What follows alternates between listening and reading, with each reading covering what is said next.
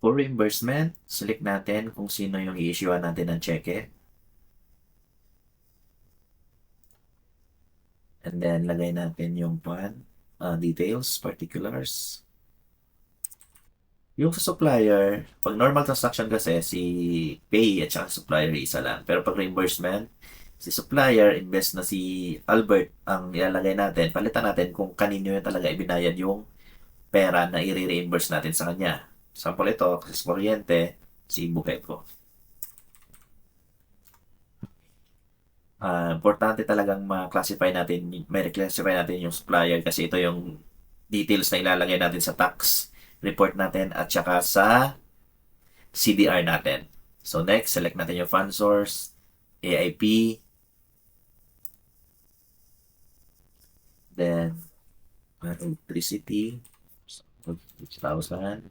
So, di ba si Buheco, iba yung kanya, iba yung pag-compute ng batable sales niya. So, ang gagawin natin, so i-zero natin yung batable sales. So, magiging zero siya. Manual natin.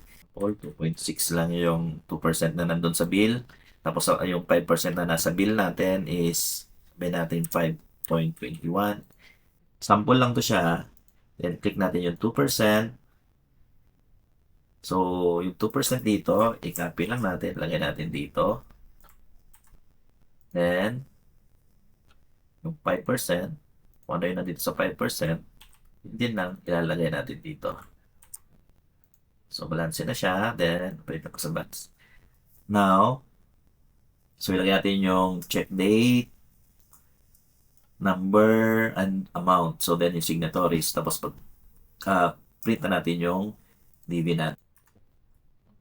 So, sa pag-print natin ng 2307, ang pipiliin natin is yung print Buheco. So, kita nyo, meron na siyang gross amount, vatable sales amount. Based yun siya sa recomputation natin based sa na-withheld na amount galing sa ating resibo or sa bill natin. So, ganun lang siya. Paggawa ng reimbursement at also yung kay Buheco.